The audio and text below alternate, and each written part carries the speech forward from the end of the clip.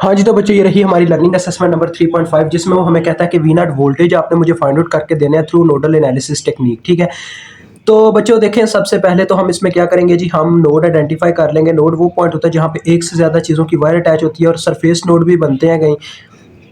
तो चलिए इसको स्टार्ट करते हैं, कोई इतना लंबा खास क्वेश्चन नहीं है। तो सबसे पहले देखें, यहाँ पे इसने खुद से ही एक नोड आइडेंटिफाई किया हुआ है जिस पे इसने वी एक्स वोल्टेज मैंशन किए हुए थे। तो ये आपने क्वेश्चन में ही आपके नोड आइडेंटिफाई है। ठीक है, ये आपका नोड 1 है, क्योंकि यहाँ पे देखो एक रजिस्टर की और दो करंट सोर्सेज की वायर अटैच है। ठीक है, उसके बाद आ जाए इस साइड पे, यहाँ पे एक पूरा सरफेस नोड है। देखें इतना सरफेस नोड है, बिकॉज ये दो रेजिस्टर्स की और एक इस करंट सोर्स की वायर यहाँ पे आके अटैच हो रही है। लेकिन क्या है जी, इन दोनों के दरमियान कोई रेजिस्टर नहीं लगा हुआ जो इन दो वायर्स को अलहदा करे। डेट्स वाई ये एक ही नोड है। और इसके वोल्टेज हमारे पास क्या होंगे बच्चों, कोई भी नाम दे दो, V1, तो चलो V1 ही दे देते हैं। ठीक है, यहाँ पे हमारे V1 वोल्टेज हो गए। ठीक हो गया जी। और नीचे एक देखो पूरा सरफेस नोड है, वो छोटी सरफेस थी, एक पूरी सतह की सरफेस है। ठीक है जी,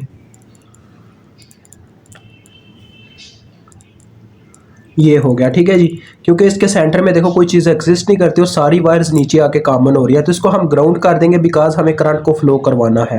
ठीक है, हमने ग्राउंड कर दिया इस नोड को। आप बस देखें इसमें एक डिपेंडेंट सोर्स है, बिकॉज देखो ये डायमंड शेप में सोर्स बना हुआ करंट सोर्स है, और ये वी एक्स की वैल्यू पे देखें डिपेंड कर अपनी इक्वेशन के अकॉर्डिंग। तो हमें वी एक्स के लिए इसकी इक्वेशन बना लेनी चाहिए। हम वी एक्स के लिए इसकी इक्वेशन बनाएंगे, तो वो कैसे बना सकते हैं बच्चों, देखो ये चले आप ना भी बनाए आपका काम चल जाएगा, क्योंकि इसमें वी एक्स है ना, तो वी एक्स का काम वैसे ही चल जाएगा, क्योंकि हमने नोड में वोल्टेज ही वी एक्स के नाम से मेंशन कर दिया। ये काम चल जाएगा, रहने दो इसको, ऐसे ही रहने दो इसी फॉर्म में, यानी इसके लिए इक्वेशन ना बनाओ, काम चल जाएगा।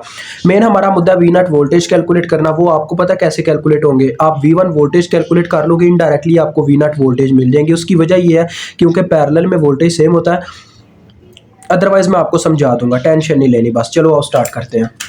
तो देखो बच्चों, सबसे पहले हम नोड 1 पे केसीएल अप्लाई करेंगे। Apply KCL eight node 1। आपको पता है केसीएल में हम क्या करते हैं, करंट्स लिखते हैं। I is equal to V over R होता है। ठीक है, तो अगर आपको किसी वायर की करंट का नहीं पता तो ओहम्स लॉ की मदद से लिख लेना वी ओवर आर। ठीक है, और the sum of entering current is equal to sum of leaving current, ये केसीएल का कहना था। तो इस साइड पे हम लिखेंगे एंटरिंग करंट्स, इस साइड पे लिविंग करंट्स।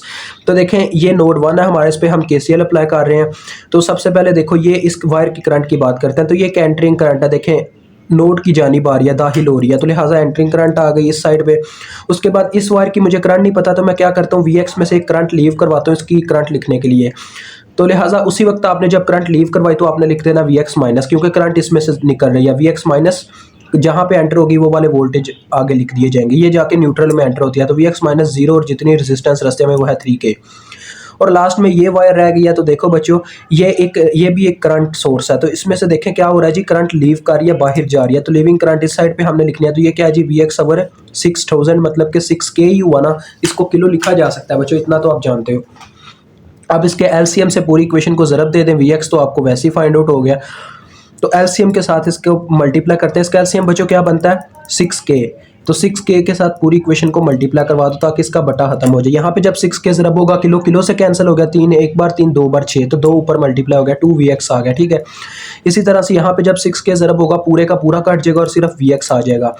और इस तरफ जब 6K ज़रब होगा 6 2 बार 12 हो जाएगा, और किलो और मिली कैंसिल हो जाएंगे, ये 12 आ जाएगा। ठीक है बच्चों, हुआ क्या है, हर एक चीज के साथ 6K ज़रब होता गया है। ये देखो 3VX is equal to 12, VX इधर ही रह गया और 3 यहाँ पे जो था वो उधर जाके डिवाइड हो गया 12 से। ठीक है, तो ये हमारे पास 4 वोल्ट वैल्यू आ गई VX की। हमने निकालनी है V1 की वैल्यू ताकि हम V0 निकाल सकें। तो अब हम अप्लाई करेंगे KCL बच्चों नोड 2 के ऊपर। आपने लिखना अप्लाई KCL एट नोड 2।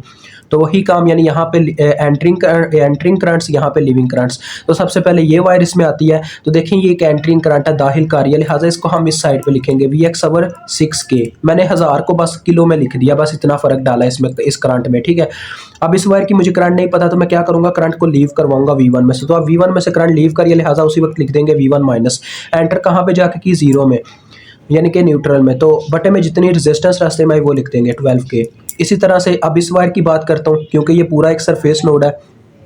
इस वायर में से भी मुझे करंट नहीं पता, तो मैं V1 में से करंट को लीव करवाऊंगा, तो आ जाएगा V1 माइनस। एंटर की जाके न्यूट्रल में, तो लिहाजा V1 माइनस जीरो, और जितनी रेजिस्टेंस रास्ते में वो है 12K। पूरी इक्वेशन को बच्चों क्या कर दो, 12K से मल्टीप्लाई करवा दो, मल्टीप्लाइंग बाय 12K। ताकि इसका बटा खत्म हो जाए। यहाँ पे तो 12 के साथ जब मल्टीप्लाई होगा पूरे का पूरा कैंसिल और V1 आ जाएगा। यहाँ पे जब 12 के ज़रब हुआ तो पूरे का पूरा कैंसिल, यहाँ पे भी V1 आ जाएगा। यहाँ पे जब 12 के ज़रब होगा तो बच्चों क्या आएगा, देखो यहाँ पे मल्टीप्लाई बाय 12 है, किलो किलो से कैंसिल, 6 एक बार 6 2 बार 12, 2Vx आ जाएगा। यहाँ पे 2Vx है तो ये आ गया देखो 2Vx। Vx की वैल्यू आपको पता ही है, वो चले हम बाद में पुट करते हैं। यहाँ पे 2V1 बन रहा है ना बच्चों, तो V1 इधर ही रहने देना, जो इसके साथ 2 आया था 2 को दूसरी जानिब डिवाइड करवा देना, ठीक है, इस तरह से आ जाएगा। तो 2 से कैंसिल हो जाएगा। तो ये इनडायरेक्टली हमें क्या, यानी ये 2V1 था ना, 2V1 is equal to 2Vx, यहाँ पे जो 2 था उधर आके डिवाइड हो गया, 2 से कैंसिल हो गया। यानी इससे ये पता चल रहा है V1 की वैल्यू डायरेक्ट Vx के ही इक्वल है। तो लिहाजा क्या वैल्यू थी Vx की, 4 वोल्ट, तो ये आपके पास V1 की वैल्यू आ गई। अब हमारा मेन मुद्दा था V0 वोल्टेज कैलकुलेट करना। तो देखें V0 वोल्टेज कैसे कैलकुलेट होंगे।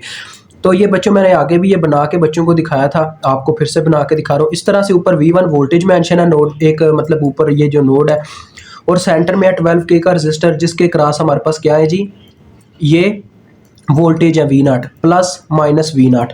तो आपको पता है नीचे न्यूट्रल है 0 वोल्ट।